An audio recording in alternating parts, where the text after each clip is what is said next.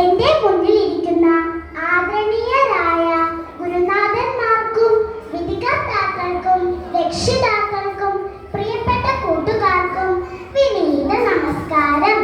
പ്രിയപ്പെട്ടവരെ, പ്രകൃതി സംരക്ഷണത്തിന്റെ ആവശ്യകത എന്നതാണ് എന്റെ ഇന്നത്തെ പ്രസംഗ വിഷയം.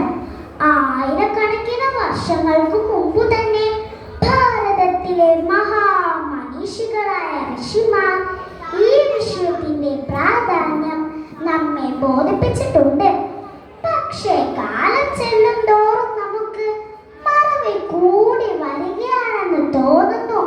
അതോ സൗകര്യപൂർവ്വം മറക്കുകയാണോ?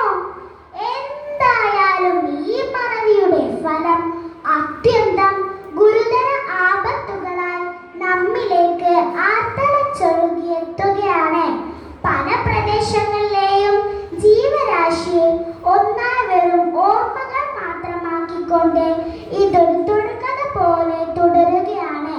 അതിനാൽ തന്നെ പരിസ്ഥിതി സംരക്ഷണത്തെ കുറിച്ചുള്ള ഓർമ്മപ്പെടുത്തലുകളും തുടർന്നേ പറ്റൂ. ആയതിനാൽ ഇന്ന് പ്രസംഗത്തിനായി തിരഞ്ഞെടുത്ത പ്രകൃതി സംരക്ഷണത്തിന്റെ ആവശ്യകത എന്ന വിഷയം നിത്യപ്രസക്തമാണ് എന്ന കാര്യത്തിൽ യാതൊരു സംശയവുമില്ല.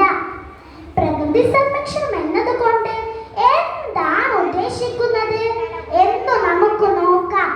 ആദ്യം പ്രകൃതി എന്ന വാക്കു തന്നെ എടുക്കാം. പ്രകൃതി എന്നാൽ നാം ജീവിക്കുന്ന ഈ ഭൂമി എന്നാവും ആദ്യം നമുക്ക് ലഭിക്കുന്ന ഉത്തരം.